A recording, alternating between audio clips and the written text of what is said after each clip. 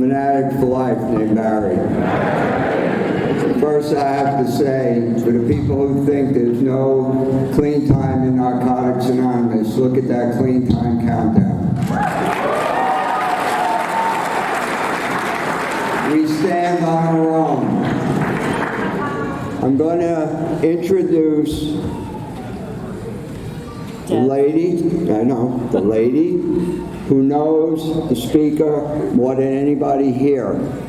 I got a chance to speak with Billy quite a few times, and he's going to have a message of Narcotics Anonymous, okay? So I'm going to give you Desra to introduce Billy. Thank you. Hello, I'm Des, and I'm an addict from Boston. Yay! All right, this mic. Okay. So, I first want to tell you, you're in for a real treat. When I first met Billy about 25 years ago, he was at an NA meeting in East Boston. And I was listening to him, and really heartfelt and emotional. He was saying that the holidays were hard for him. He asked if there were any marathon meetings. I was thinking, is this guy tripping? It's Groundhog Day. But that was, do you remember that? So I knew like there was something really weird about him, so I wanted to get to know him better. So it's been a very wonderful 25 years. But the thing that you're going to hear, and that I've seen firsthand, is that Billy walks the walk and talks the talk. And to go from a cold stone junkie who couldn't stop using to the person he is today is very inspiring. And a few years ago, I opened a private practice to just treat addiction. And when I was putting my private practice together, I thought I wanted recovery groups, I wanted Narcotics Anonymous traditions and steps on the wall to really give our clients hope. And to have it just a 12-step based practice. So I saw Billy at a meeting and I asked him if he wanted to get involved, and he does 3 out of the 4 support groups for our clients. And they're inspired by him, like I'm sure you will be now. So if you don't know Billy, get to know him. He's great. I love him. Thank you.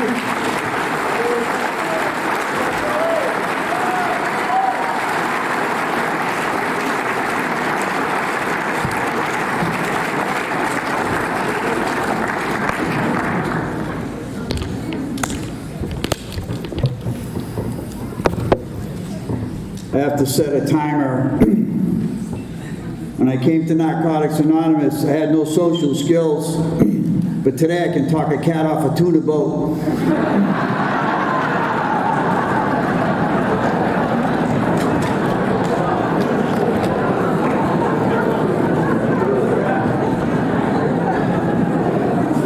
My name's Billy, I'm an addict. Truly grateful to be clean. I know you're sitting there and you have a view, but I have a view of a sea of miracles. Sea of miracles I'm sitting in front of. Amazing.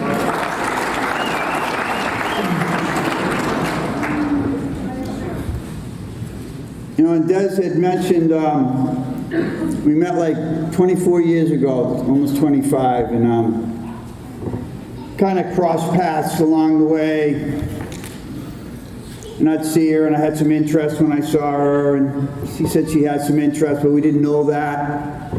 And I'd see her again, and then she almost got married, and I got married. And she goes, should have said something. Then I got divorced. Got married in NA, get divorced in NA, things happen. And then I was at this meeting that I usually don't go to, and I was talking about the people that want to sing the verse of practicing principles before personalities.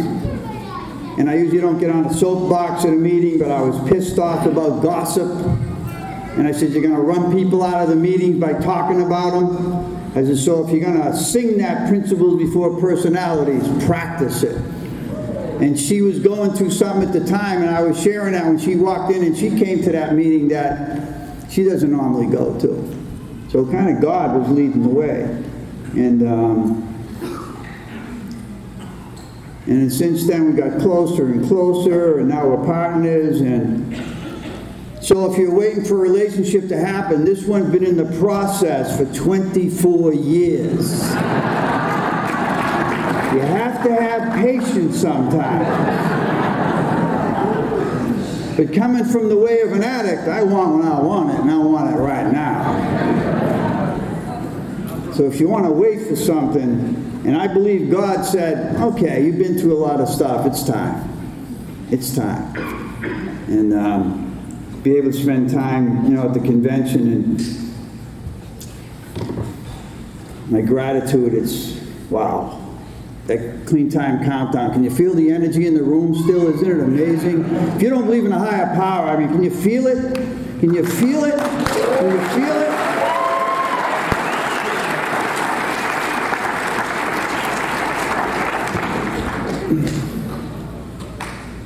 So, since the convention's been going on this weekend, if you saw some stuff and say, geez, they could have done that better, why didn't they put it over there? They could have, geez, why did they do that? They should have had this. There's a committee meeting tomorrow, so you can get on the committee.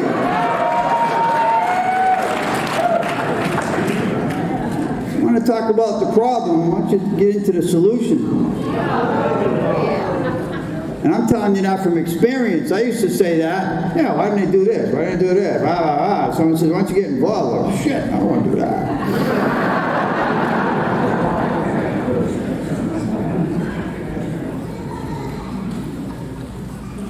Takes a lot of time, energy, sacrifice, practicing spiritual principles, some 10-step work to be on a committee. We're just enjoying what they put together, the celebration and recovery for the weekend, but a lot of stuff happens behind the scenes that we don't know about, and they're working hard at it to keep it going on the flow. So let's put our hands together for the committee again.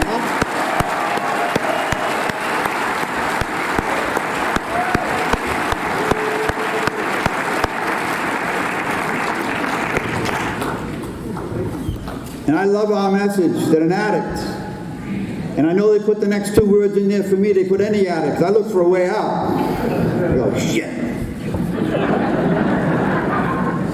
Can stop using drugs, lose the desire to use, and find a new way to live. I didn't believe that when I came to Narcotics Anonymous. I didn't think I was going to stop. I didn't even think about the desire, a new way to live. That was so foreign.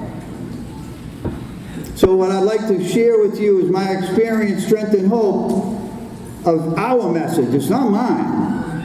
That's the message of Narcotics Anonymous. And I'm going to share my experience with it and maybe my interpretations of some things. And if you haven't caught it yet, I'm from Boston, so I parked the car in Harvard Yard.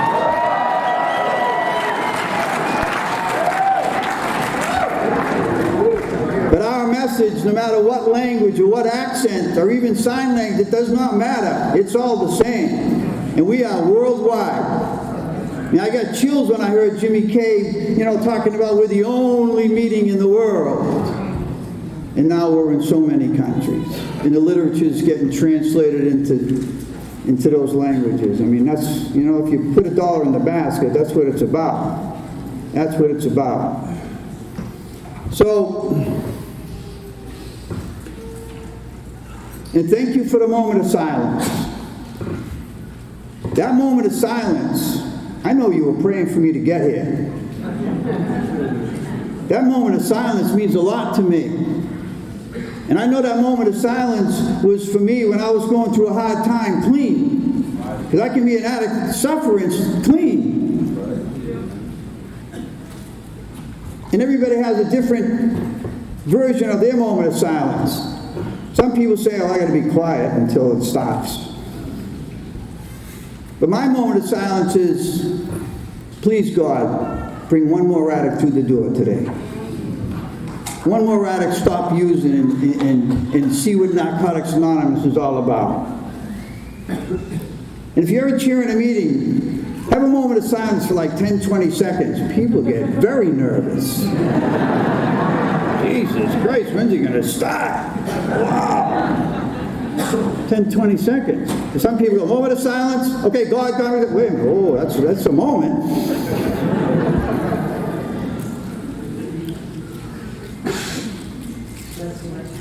I fought for my right to use. I didn't want to get clean because I couldn't get clean in my head. Well, if you had the life I led, if you did what I did, you had your dad die when you're 19, you had this, you had that, you had this, you'd use too. And I had the poor meats. But I got sick and tired of being sick and tired. I got the gift of desperation. So what I'd like to share is a little bit about where I came from, how I got here, and most importantly, how I stay here. Because I know how to get clean. They put me in an institution somewhere. I need how to learn how to stay clean. So, in the basic text, I can't quote anything. I can't even remember what I had for lunch today, so... But in step 2 it says, people tend to live a life in what they believe. So I believed that I was going to use the rest of my life. I believed I was a piece of garbage and I was never going to get any better, and that's just the way it was. So I used from the age of 14 to 39, 25 years until I was beat up. But along that way, I've had some crazy incidences happen like we all do, and I'll share a couple with you. I'm a graduate of BC, not Boston College, Beachmont Corner. I used to hang on this corner. Put a lot of years in that corner. And I wanted to be the guy. I wanted to be the guy that if you needed something, I wanted to be the guy. I knew everybody's business. I know who got paid when. I know who got a check when. Because I wanted to be on the hustle. And I'm standing on this corner one day, and a guy come up to me and he said, Billy, take me in town, and I'll take care of you. And I don't know about you, but when somebody told me they'd take care of me, it got my attention. The problem was you always wasn't telling me the truth. But this particular day, he says, come on, I'll take care of you. So we get into my uninsured, unregistered, illegal sticker, no front brakes vehicle. I might have bought that car off one of you guys, I'm not sure. So we start driving into Boston, and we're going down the expressway, and it starts raining out. My windshield wipers don't work. So I didn't look over to Joe and said, Joe, it's raining, we're not using today. I grind the window down, stuck my head out the window, and just kept driving. I'm on a mission. We got to get there. Ways and means. Got to get there. So back then, Boston, one of the back streets, Washington Street, used to have trolleys on it, and there was 2 ways. And I'm driving down there, and there was ruts in the road, and this car goes through a puddle on the other side, hits me right in the face. Never slowed down. I wiped the sand off my face and eyes, spit out the sand, and kept driving. So finally, 2-3 hours later, you know how that is. You got to go over here, meet the guy over there, over here. That's why it cracks me up. Addicts don't have patience. Really? So we get the drugs, and as soon as you have that, oh, everything's good now, We're on the way back, and I said, Joe, I got to do something, man. This is crazy. I'm soaked on this side, and It's torrential. You couldn't even see the windshield. It was raining so hard. And addicts, we're the most creative people in the world. When we have to do something and get something into our body, or get to where we have to go, we are unbelievable. Remember the guy MacGyver? He was definitely an addict. He made shit out of anything.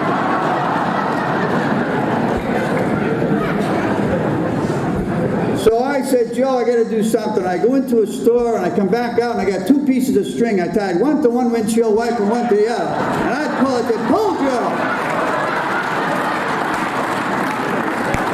Wasn't real fast, but it was all right.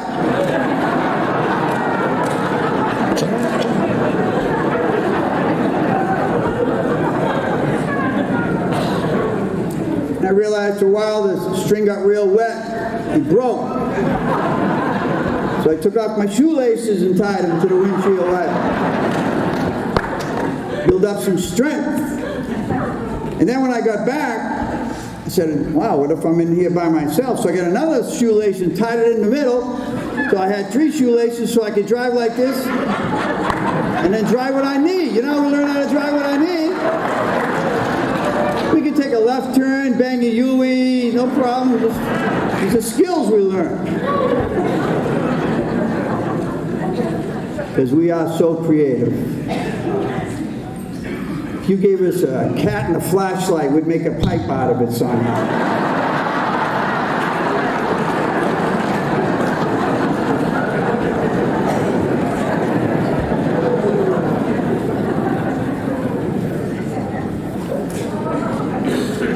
So then the government decided it would be a good idea to employ me, and they drafted me into the Army. And after they had me there, they realized they made a very big mistake.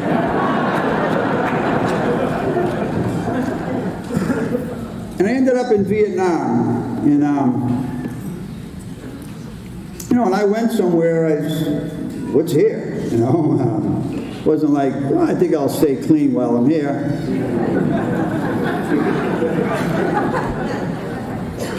So I get introduced to heroin. Overdosed the very first time I tried it. I come out of it, and I was very upset because I missed the high. I didn't care that I almost died.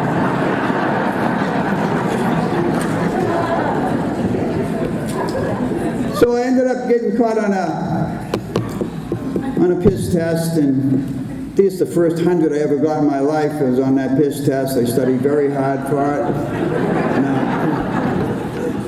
So I ended up in this detox in Vietnam. And there was a lot of people in that detox. And the first day we're there, we're looking around going, my God, how are we going to get high in here? But they took everything from you. They stripped you down, took jewelry, took everything, so you couldn't manipulate anything. Locked down, you know. And one of the guys said, hey, I heard if you took a Pall Mall cigarette and you loosened up the tobacco and you crushed up an aspirin and sucked it up inside the cigarette, and then you took some toothpaste and you smeared it on the outside of the cigarette and put it out and let the sun dry it, you can get high.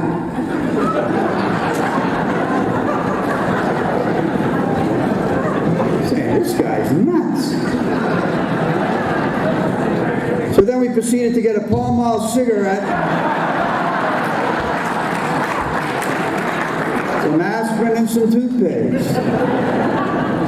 Because he mentioned something, we had nothing. He mentioned something. So I smoked it. I got a sore throat and dizzy. And this is the only time I've ever said these words in active addiction. I don't want any more. You can have the rest of mine.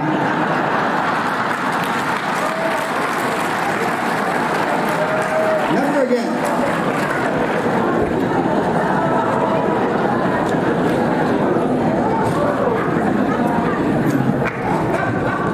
So I told these guys, you know, when I was stationed in Germany, a guy told me, you can get high smoking ping pong balls.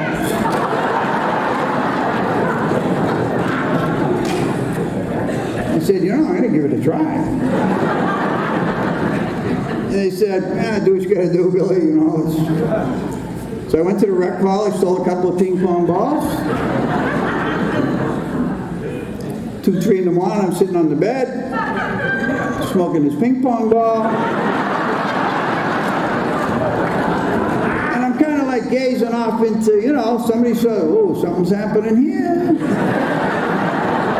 So one of the guys come over and said, I know I ragged you and everything, you know, but do you mind if I join you? I said, no, it's okay. Another guy come over, I know I ragged you to him, called you crazy, but do you mind if I sit? Nah. So 3 of us sat there, smoked a couple of ping pong balls. So the next day, I went to the rec hall, I stole 5 ping pong balls. I got company.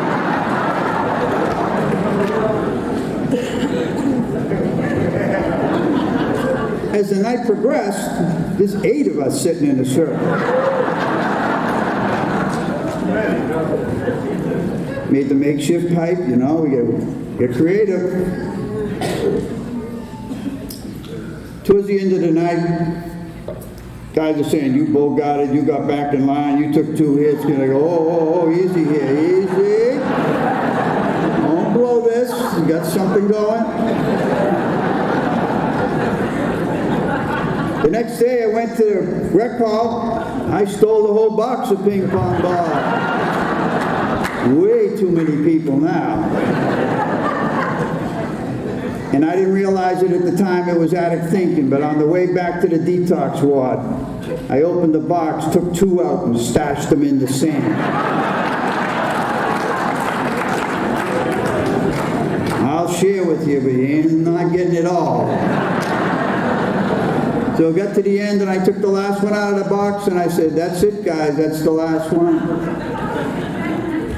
3 or 4 guys looked over at me and said, you're lying, you had to stash something. And I said, no, that's it. So I went to the bathroom and I come back and they had flipped over my mattress, took the drawers out of the little dresser, threatening me, and I finally convinced them I didn't have any more. Needless to say, I smoked the last 2 by myself. And when I had a little buzz, I'd come back there looking at me, you high? Well, no, I'm just tired. You know? So we talk about, by the way, the only side effect I have is I have a fear of getting hit with paddles. So, most of the time.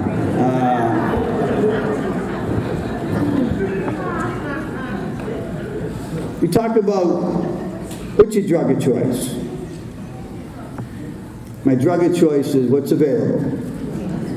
Are there a class of drugs that I have a preference over? Yes, there is. But when that class of drugs is not around, I'll take what is around. At that time, it's nothing or ping pong balls. I never saw a sign, ping pong balls. I'm just curious.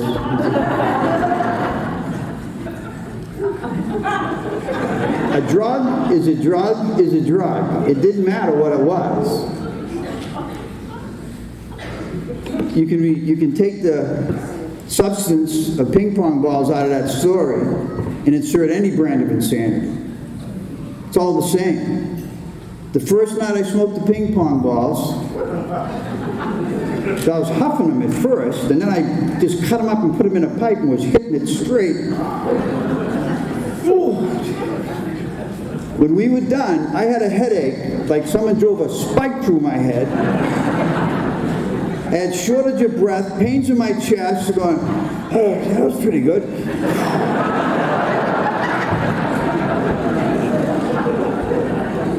The second night when I knew I was going to smoke the ping pong balls again, I knew I was going to get a headache, I knew I was going to get pains in my chest, shortage of breath, but I did it anyway because I don't care about the consequence. I care about that I'm going to get high and change the way I feel.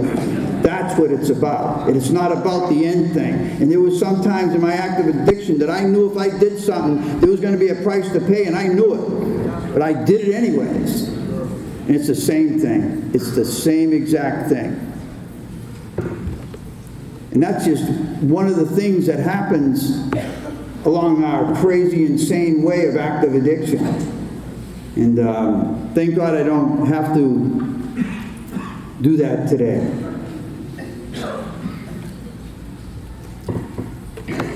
I read something one time and it really helps me in life.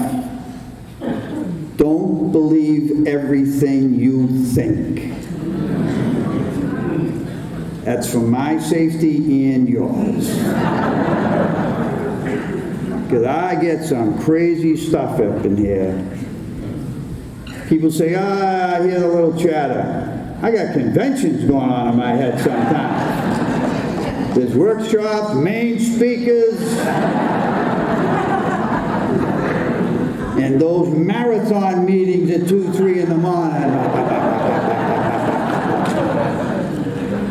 Wow. So I don't believe everything I think. And it's all out of fear. So one of the greatest gifts to this day that I've ever been given, and I'm so grateful that I took advantage of this gift, was the gift that we all get in the gift of desperation. The gift of desperation where I don't want to do this anymore. I want to stop stealing from my sister that I live with. I want to stop manipulating my mother. I want to stop telling my daughter, I'll be there at 1 o'clock. Call up and say, I'll be there at 2 o'clock. I'll be there at 3 o'clock. And then call her up and say, Dad can't make it today. I'll see you next week. Do you know why? Because the disease of addiction had control. I had no control. I wanted to go see my daughter over here. And I took a step in the disease of addiction going, oh, no, you're not. You best feed me before you go anywhere. I had intentions of going there. But the disease of addiction told me, no, you're not. I don't want ever to have a substance dictate my life anymore. There was family gatherings that I had to be there. Oh, I'm going to that family gathering. Oh, no, you're not. Oh, I got to go to work today. Oh, no, you're not. Because I am in the grip of this disease, but it's the grip here, and I can arrest it a day at a time. I make the choice. It's going to come with me, but I get the choice. Crazy. But I didn't know it at the time. Like when I was going in the military and going in different planes, the untreated disease of addiction was coming with me. Today I have the opportunity to treat the disease.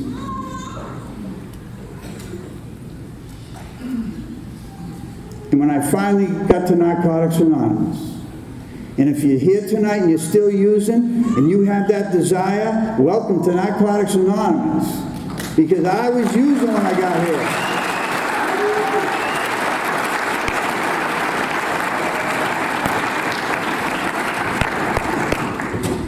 Very first meeting I went to, I thought I had to get someone off my back, so I did what I did. And I was kind of leaning a little bit, and it propped me back up again. And I'd lean a little bit, and it propped me back up again. And when the meeting was over, I started giving everybody advice. No, seriously. No, I drove her the fuck out, I'm telling you. And they kindly smiled at me and said, keep coming. Because they knew. So, to finally get to Narcotics Anonymous and get that first day. You remember the first day? You remember that day?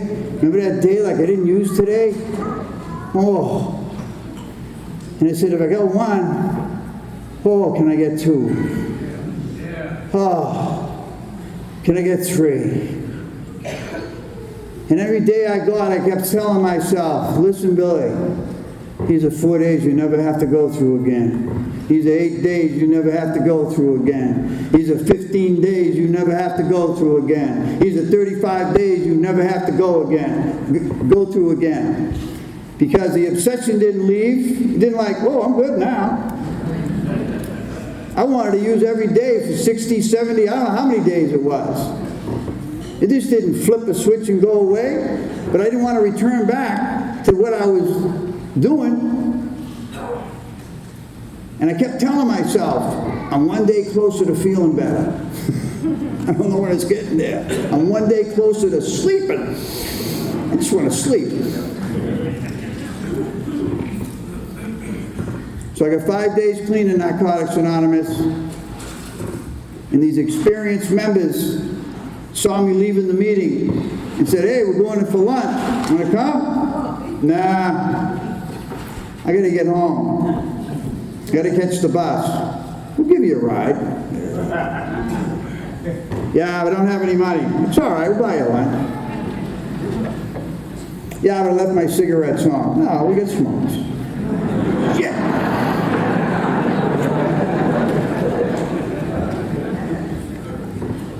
They were loving me up.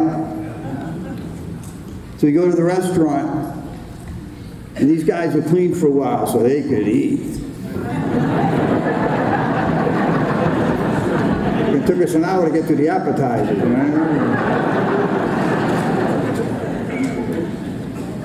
And the smell of food was getting me sick. I'm not around food. I ate pizza every 2 days. You got I got the food groups there, the cheese and the tomato and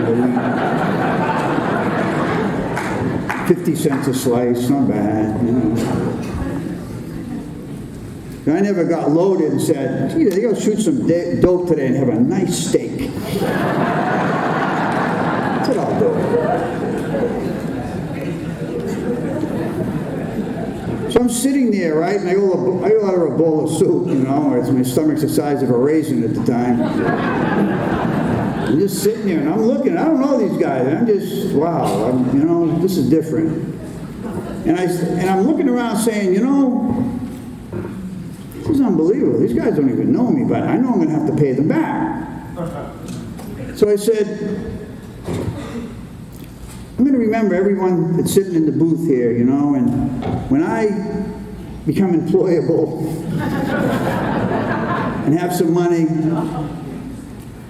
I'm going to take care of you guys. All right? And they said, that's a nice gesture, Bill, but this is what I'd like you to do. When you're able to either take someone out to lunch or whatever and help somebody out, and you want to do that, he said, don't do it for us.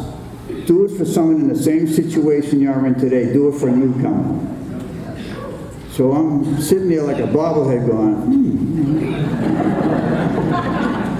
Meanwhile, I'm going, what the hell are they talking about? I just came from a world that took school. Didn't even take the right school. You owe me 20. I paid you the 20. To the world I just came from, nobody said, hey, Billy, here's some Coke and a couple of bags of dope, and when you get the money out of the Coke and dope, give it to somebody else.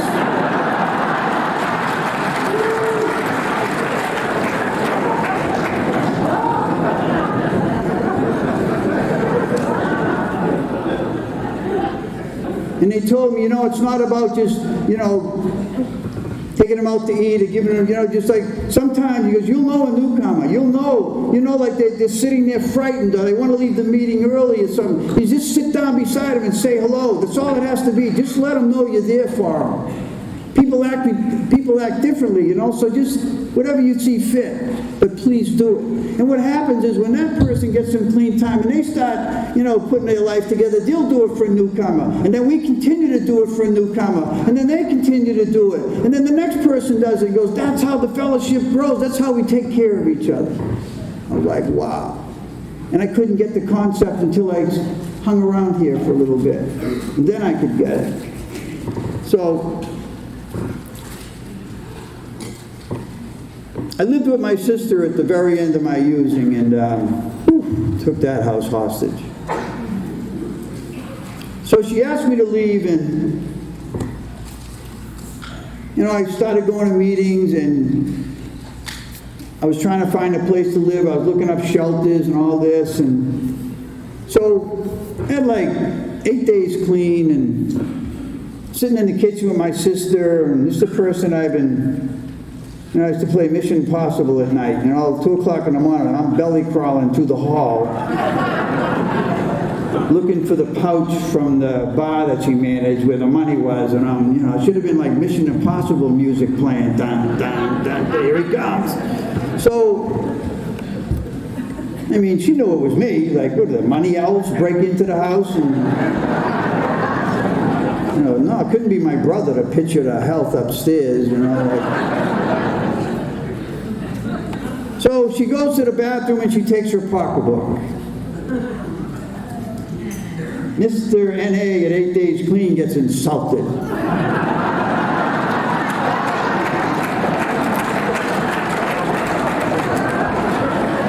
She comes back from the bathroom. I go, sis, what are you doing? What are you talking about? Go to the bathroom, you take your pocketbook? I get 8 Days Clean. So she said, I noticed a change in you in 8 days. She goes, it's amazing. I already noticed a change. Because I was doing, at the very beginning, for a while, I was doing 14, 17 meetings a week. 2, 3 a day. Bang, bang. That's, I needed a foundation. I didn't know what else to do. I didn't want to use. So that's what I was doing. So she says, but you keep doing what you're doing, but as far as trust, I'll let you know when I can trust you. And then I realized that trust is something I have to earn. It's not something I can tell you. Because, trust on the street, that had no value. Be back in an hour? Oh, trust me, I'll be back in an hour. Now, this check's good, man. Don't screw with me. Oh, trust me, I wouldn't do that. Of course. Now, this shit's real good, right? Trust me, man. Of course it's good. So trust had no meaning on the street. But what happened is, through working the program Narcotics Anonymous, I was able to trust myself. And then whether people trusted me after that was entirely on them. Didn't matter anymore. And it took some people a while to trust me, a long time. But I did a lot of damage. And that's the only reason that happened. So, someone told me one of the definitions of humility is do something nice and don't tell anybody. Do something nice for somebody and don't tell anybody. Oh. And I'm looking for the approval of others or something like, I'm still trying to find out who I am. It's tough to do something nice for somebody and don't tell anybody. I had 4 or 5 years clean and I found a wallet. Called the guy out, found his ID. I found your wallet.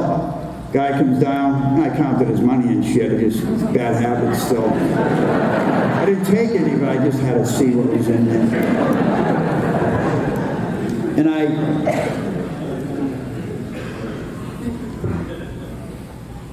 when he got there, he said, oh, let me take care of it. I go, no, returning it is a reward in itself.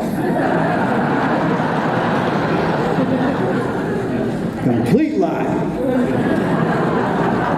I went back to work. First person I seen was the receptionist. I just found a wallet. Returned it, didn't take anything. Refused the reward. Oh, Bill, you're such a nice guy. Every co-worker, yeah, I just found a wallet. Didn't take anything. I started telling people I didn't even know. I went to lunch, ordered a ham and cheese sandwich. Yeah, by the way, I found a wallet today.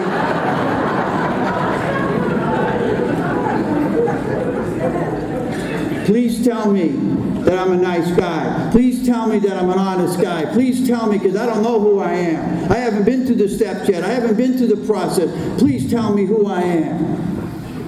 That's a painful process. When I'm looking for you to tell me who I am. Some of the times I didn't like when you told me who I am. So I love our literature. written by addicts for addicts. And it was read the other night actually, and one of my favorite paragraphs is on 112, and it works on why. We see that regardless of the presence or absence of material success in our lives, we can be content. We can be happy and fulfilled with or without money, with or without a partner, with or without the approval of others. We've begun to see that God's will for us is the ability to live with dignity, to love ourselves and others, to laugh, and to find great joy and beauty in our surroundings. Our most heartfelt longings and dreams of our lives are coming true. These priceless gifts are no longer beyond our reach. They are, in fact, the very essence of God's will for us. I like money. I like stuff. But I don't have to have it to be okay. I love to have a partner in my life, but I can be okay without a partner in my life.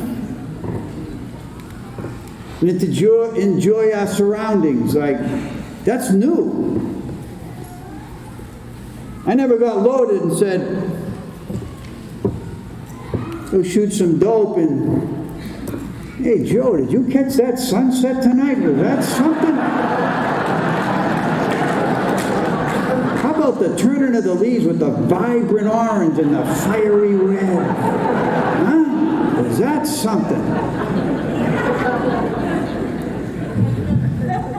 And decades went by. I remember when I got clean, there was stuff that happened in the news. I go, wow, when that happened?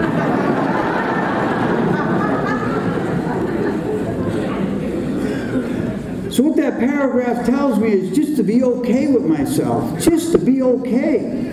That's all I want. Just to be all right. I didn't know how to do that. I fought the steps, and the steps won. I don't want to do the steps. I mean, the 12-step program wanted nothing to do with the 12. I like the fellowship. I like going to meetings, I like meeting people.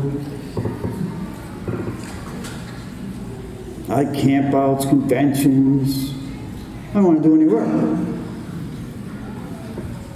And I looked at it like, here I am showing up somewhere and wanting the results of others. It's like going to the gym.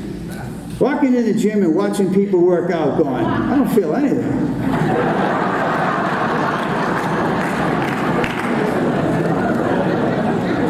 Oh, we got a program here. Well, I'm a personal trainer, like a sponsor. You know, I gotta get a program. Nah, I want you to exercise and eat right, and I want to lose the weight.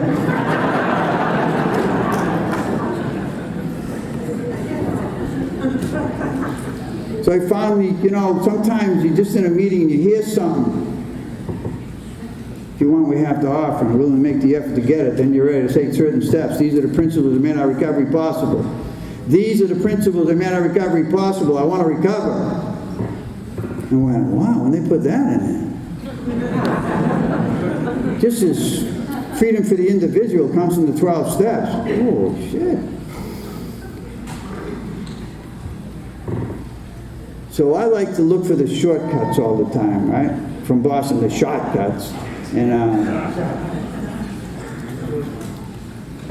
this guy come up to me and says, I know I'm a friend in the program. He says, I know you're struggling with the steps. He says, but there's only one step. Here's the guy. I knew I'd find the guy. He says, yeah, I'm struggling. He says, only one step. I said, what is it? So you got to go from self-centered to God-centered. Well, how do you do that? Do the 12 steps of Narcotics Anonymous.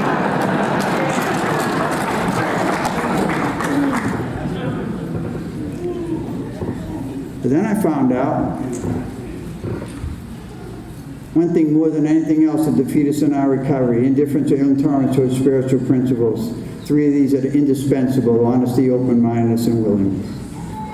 A guy came up to me and says, Billy, the meeting was over. He went up to the 12 steps. He says, the how of the program repeats itself over and over and over. Because every step has some spiritual principles with each step. He says, but the HOW of the program repeats itself every single time. He says, the first step, you need to be honest of who you are and that your life's unmanageable. Be honest about that you have this disease. You are powerless over it. And if my life's unmanageable, I have to see why. I'm the manager. If I was a company, we would have been bankrupt a long time ago. So in step 2, I need to be open-minded to believe in a power greater than myself to restore me to sanity. I have to be open to that. And once I got to that, I'm going, I have to get rid of the manager. I have to find a new manager. And be willing, after I find that manager, which is God, to turn my will and my life over. So I actually physically walked up to a mirror, looked in the mirror, and says, "You're fired." After I did the first 3. And then I got a label maker, and I put on the mirror, "Under new management." So every time I looked at my head, it was over my top of my head was under new management. So now the how repeats itself. I need to be honest to take that fearless moral inventory. Then I need to be open-minded enough to admit the exact natures of my wrongs with another human being, which was my sponsor, God, and myself. Then I need to be willing enough to say, I got to get rid of this. I'm done. I'm willing to let these character defects go, and they're kicking my ass. You be honest enough to say, I'm not getting rid of them. God's getting rid of them. That's who I need to go to for that. And be open-minded enough to make that list. Don't take score, just make the list. And then be willing enough in 9 and be willing in 8 to go into 9 to make those amends. And to be honest enough to take that inventory every day. And sometimes then it's not like I did something wrong. I took an inventory and said, pretty good day. And then be open-minded enough to improve that conscious contact with prayer and meditation. Just recently, in the last couple of months, I started meditating on a daily basis again. And through the principles of this program, I became like a magician or an illusionist. Because as I've been meditating, right, assholes are disappearing. Unbelievable. There's not that many in the store. There's not that many driving anymore. Amazing. Amazing. And they'd be willing enough to practice those principles in all my affairs. And just carry that message to the addicts. Just carry that message to the addict. So the HOW, the HOW, the HOW. Amazing. Amazing. And I need stuff like that sometimes to help me. I really do. So some days I would judge like how I'm doing, where my self-centeredness is at. So I go to this grocery store one day, and I pull up, and I go in the grocery store, and I have like 3 or 4 items, and I go in the 12 items or less, express lane. The person in front of me has 14 items. You know why I know that? Because I counted them. And here goes the chatter. What are you, shitting me? 14 of the signs right there. She's standing underneath the sign. You gotta be shitting me. She's paying by check. She knew she was paying by check. She gotta go in the pocketbook to get the check. Fucking coupons. Are you kidding me? You're not even supposed to be in this line. You gotta go. Oh, I'm like, no, I'm like fucking ballistic. Ballistic. So it got so, I knew the guy behind me had 17 items. They had nothing to do with me. I'm counting his shit now.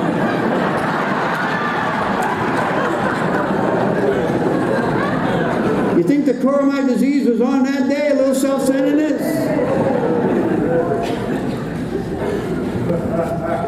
I had to stop. I was so nuts. It was like comical. I said, Billy, whoa. Do you think this person in front of you says, Jesus, Billy will be here about 9:30. I'm going to get in line like 25 past and I'm going to zing him today. I had to go to gratitude. I had to go to gratitude. I drove up there in my vehicle, registered, insured, front brakes, working windshield wipers. I paid for those items with my money. I didn't have to use that store like my own personal buffet like I used to. I used to go in there, grab a carton. I'm eating, I'm making sandwiches, I'm making desserts, having something to drink. stick a couple of steaks down my pants and walk out the door. I still do the steaks, but it's just for recreational purposes. And I pay for the steaks, right? So I had to be grateful for that. I say, what are you doing, man? Come on. Are you kidding me? But that's where I go sometimes, and I get nuts with it.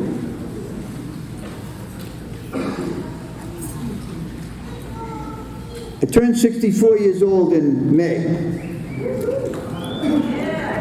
And, yeah, I didn't think I was making it out of my teens, so I'm celebrating life, let me tell you.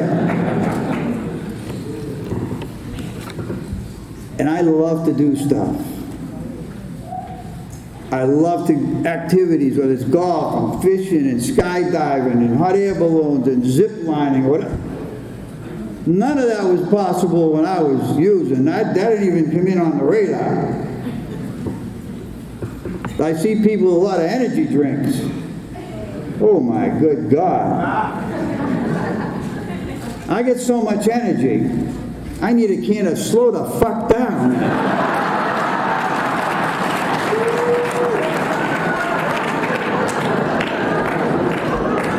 I think I'm going to call it Green Turtle instead of Red Bull.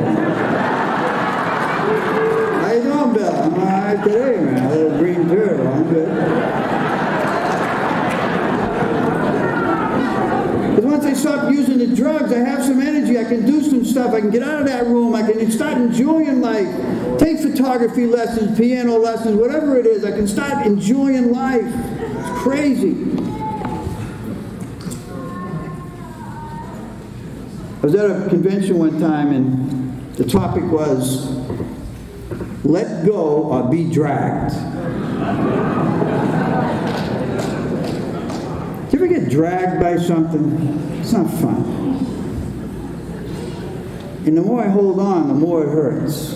The more it hurts, and the tighter I have to hold on. And I can't be given something if I'm holding on to something.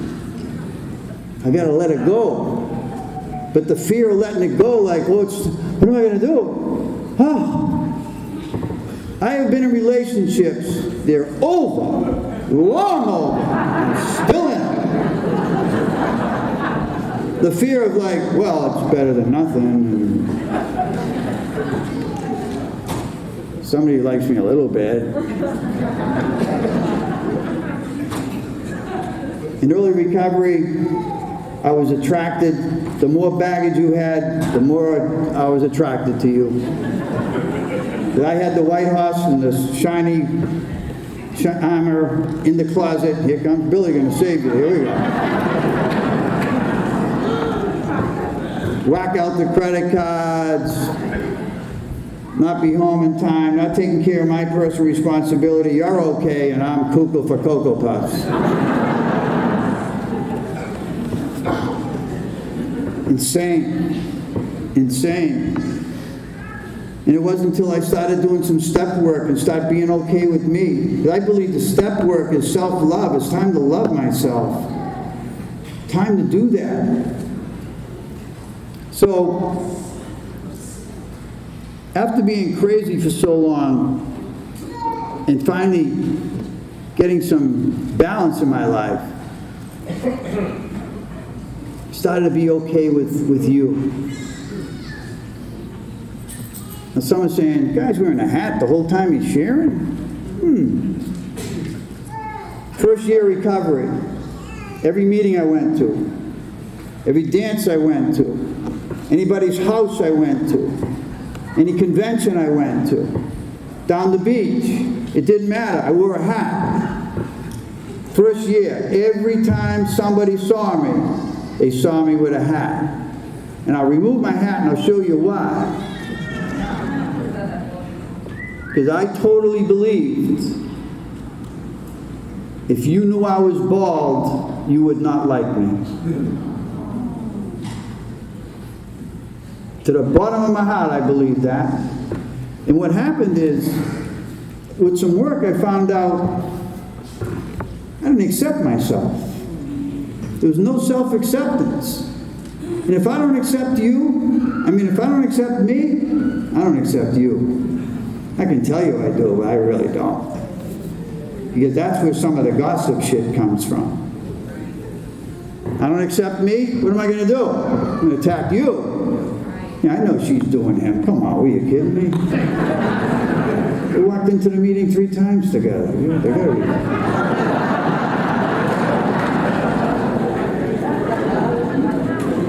Look at that skinny bastard. Look at that fat bastard. Look at that. I know what they're really doing. But once I have self-acceptance, I'm okay with me. I'm okay with me. And I'm going to be okay with you. Doesn't mean I'm going to like you, but I'm going to be okay with you. So, this used to be a necessity. Now, it's just a necessity. Accessory, excuse me.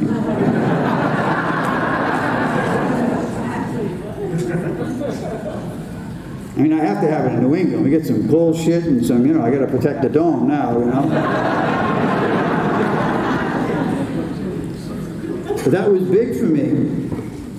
And those relationships I told you, along the way, had a hard time letting them go. At least someone cares about me. I had this friend in Detroit. I met her at a convention, and we've just been friends for years. And she was like my woman advisor. I'd say, hey, I'm dating this woman. And we went this one relationship, we'd seen each other for a while, and she texted me at 5 in the morning and ended it. Are you shitting me? But we're back together again. And then we're back off again. Then we're back in, back and forth. So when I tell this woman, yeah, I'm going to call so-and-so, she goes, oh, you didn't have enough pain and rejection today? Is that it? I said, wow. So I didn't want to delete her number. So what I did is, in this world of technology, I went and I edited her contact name to Pain and Rejection. So when the phone rang, I looked at it and went, Pain and Rejection's calling. You want to answer it? You have enough today? Go ahead, say hello. Or if I decide to call her, I think I'll call Pain and Rejection today. Today's going way too good.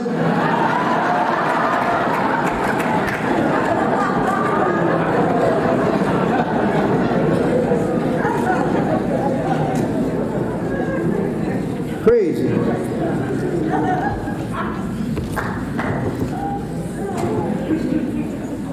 So at 15 years clean,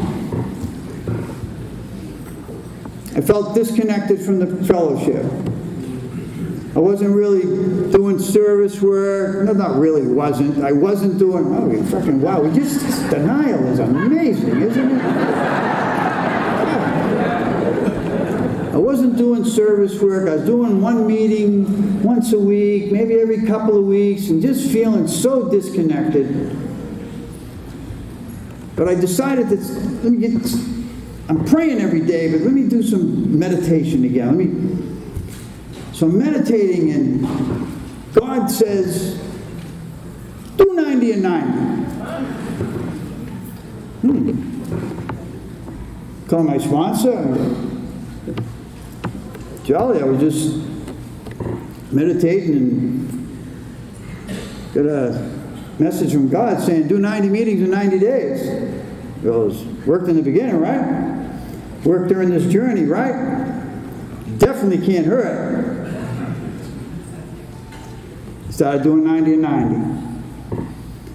And it was uncomfortable. But what happened is it took the decision of whether I should go to a meeting or not. What it gave me is like, which one do you want to go to today? What time do you need to leave for? 2.5 months into that 90 and 90, I'm in work, and I just got hired to work for the city I'm in. I was there about a month, and they said, we love you, you show up, you haven't filed any workman's comp like the other guy. So he said, geez, the guy got a lawyer, and we got to let you go. Today's your last day. Oh. I go home to tell my wife. So I'm really sorry to hear that, but I want a divorce. Oh, this is a ray of sunshine day.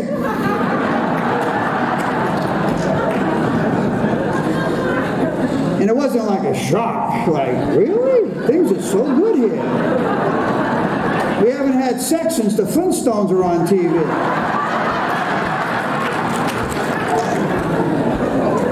You know, there was a little trouble in paradise at the time.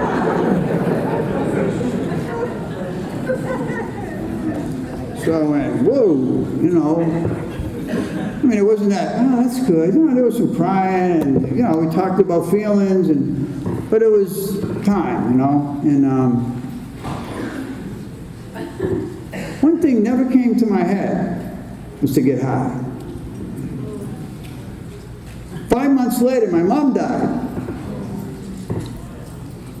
So that year was a little bumpy. But you told me don't pick up no matter what. There was no karma after that. There was no like, unless your mom dies, you get divorced, you get fired, you lose your job. No, don't pick up no matter what. And I believe that when I got that meditation taught from God to start the 90 and 90, that God was preparing me for the storm that was coming 2.5 months later. What if I stayed in the same state that I was, doing one meeting, no service work, just barely hanging into Narcotics Anonymous, and all that stuff happened? I might not be here today. God was preparing me for the storm. And someone told me, don't tell God how big the storm is, tell the storm how big your God is.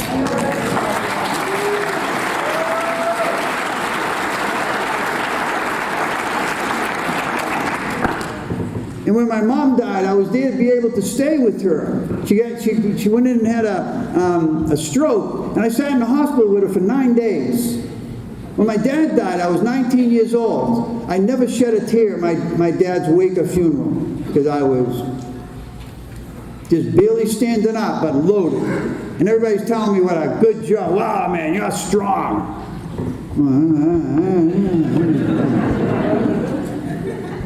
Took me 20 years to grieve my dad's death. I got clean at 39. That's when I started grieving my dad's death. Because I didn't let them feel and surface and feel that stuff. I don't want to feel that. I don't know how to feel that. And when my mom died, it was a spiritual experience. I'm talking to her, and then they had to, because of her breathing, they had to administer morphine, and they said sometimes if the breathing gets heavy, tell us. So I had a lot of morphine for her, and I said, hey, Ma, how's this? I used to like manipulate you to get fucking morphine. Now I'm getting it for you. This is pretty cool. And I believe she could hear me. I believe she knew I was there. But completely different because of Narcotics Anonymous. I mean, how amazing is that? And people used to ask me, when all that stuff was happening, how you doing? I said, I'm doing okay. I'm just not feeling okay. I said, what? I'm doing okay. Just not feeling all right. What do you mean you're doing okay? So listen, I'm clean. I have a God in my life. I have people in my life that really care and love me. I'm doing okay. Life's just tough right now. And I know it's nothing to pick up over. So I get through that, and it's amazing when you get to the other side. And I found out, too, along this journey that I don't try to explain the disease of addiction to anybody that doesn't have the disease of addiction. I cannot explain that to somebody. They just don't get it, and that's okay. Very hard to explain to someone that you're smoking plaster thinking it's coke. Smoking it's kitty litter because you think it's crack. Say, what? I remember one time in desperation, I put this substance in a pipe, and I'm smoking it, and the guy with me says, Billy, I think it's cheese. And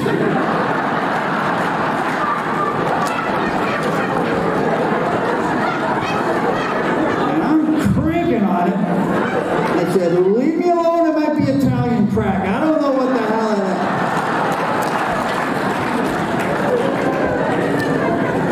But I was so desperate to be something. Please be something. We know we don't drop shit, but we think we drop shit. We want to believe we drop shit. You tell someone that doesn't have the disease of addiction, oh, what? I got beat, it was baking soda. And I try to mix it up anyways, because maybe the guy just put a lot of baking soda in with the dough. Maybe there's something in there.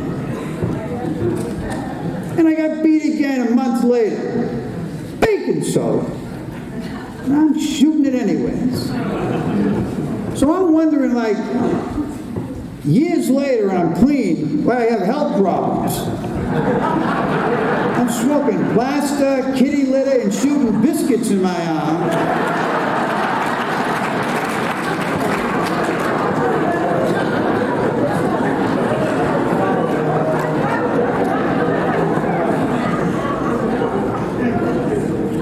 Unbelievable. I have degenerative disc disease in my neck. As addicts, our necks take a beat. It's not normal to do this for like 2 or 3 hours.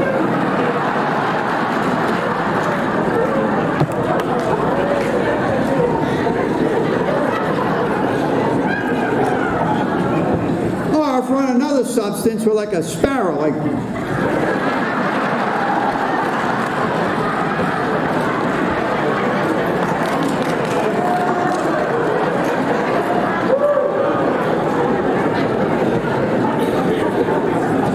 To stretch the neck looking for the guy. Is that him?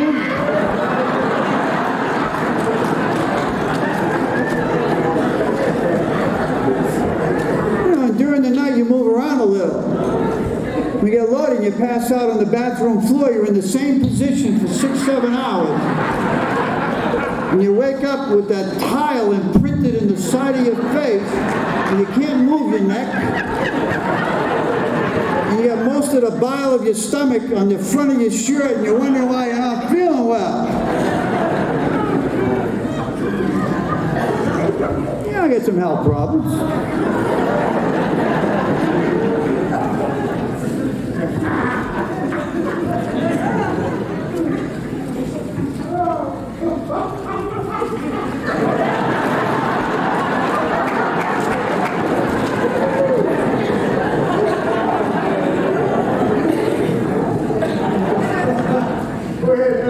When I got here, I wanted to golf. So I called some addicts up and said, I want to golf. So they hook him up. My friend Jimmy from Maryland says, we'll golf. Come on, we'll go out. I'll set it up. So me and Jimmy never met him before, but he's another recovering addict. We're good. We're brothers. My NA family just continues to get bigger and bigger and bigger. So we go on to the golf course Saturday morning. Nice cool breeze. Oh my God. So they hook us up with these 2 other guys, and they were electric. Hey, what's going on? Hey, oh! So as the cart's pulling away, they're in front of us. The guy opens the bag. He's got a bottle of rum this big. It's 7:15 in the morning. I can relate when I was using. Oh, you gotta, you know. A couple of holes later, he comes up. He's got a bag. You want some Valium? A couple of holes later, he comes up. He opens the thing. He's got some killer pot, man. No, we're good. We're good. So we kept, you know, we had a good time with him, you know. Thank God I was with another recovering addict. God says, listen, I ain't sending you out there alone today. Let me tell you, you need some weapons. And they were asking us, you know, and then the woman pulled up with the cop. They have all the snacks and beer. They were getting 10 at a time. There's 2 guys. Yeah, give me 10. And they ran out. They pull up again. Give me 10 more. And then, you know, it's shots and beers and smoking the bones, and we're just trying. Me and Jimmy are like, this is wild, man. So Jimmy goes, they keep asking what we're doing. He goes, what are you? He goes, I'm going to tell them we're motivational speakers. So he goes, what do you do? I says, we're motivational speakers. He goes, what do you speak on? He says, we speak on the lifestyle and how to stay healthy. He goes, what do you do? He says, well, we talk a little bit about food and health, exercise, but mainly about drugs. He goes, well, what about alcohol? He says, well, we consider that a drug. He says, yeah, we include that one too. So one of the guys goes, that's me. The other guy's so oblivious, he just, come on. And good guys, you know, they were just sick and suffering addicts that didn't know the way yet. And they were in their 50s, you know, these weren't pups, you know. So as time went by, we started to, you know, just like they started to, you know, expose more drugs, we started to expose more recovery to them. So eventually at the end, I took my medallion out and I used it as a ball marker. And the guy looked down and he goes, what's that?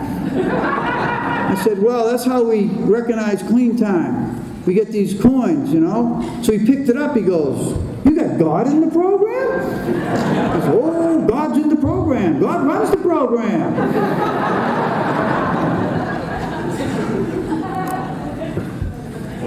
And then I found out one of the reasons I really came here. He said, I can't stop, man. I can't stop. My 12-year-old daughter begs me. I don't know how to stop. I need help, man. I need help.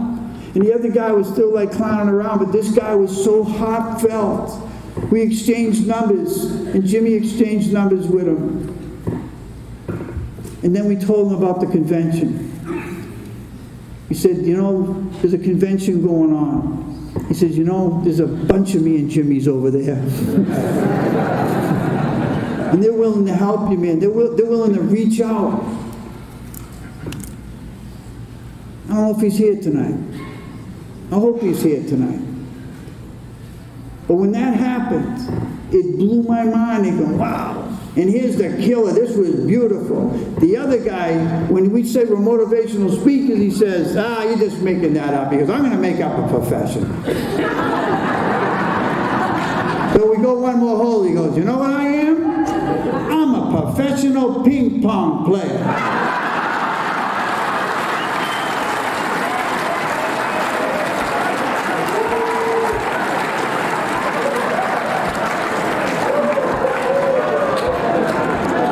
I said, Murph, you have no idea.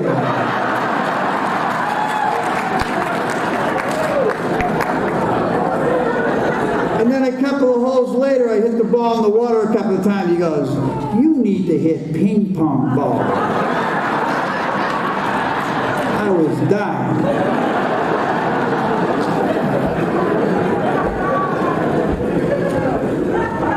I said, God, you just keep working. And hopefully that guy, because I'm going to keep in touch with him. I'm going to keep calling him, because I called him several times. We even had, you know, Jimmy come up with a banquet ticket for him. We wanted him to come to the banquet. You know, like, listen, you don't have to live like this anymore. Because his daughter was begging him, Dad, please don't drink. Please don't come home like that. Please don't go to the family functions like that anymore.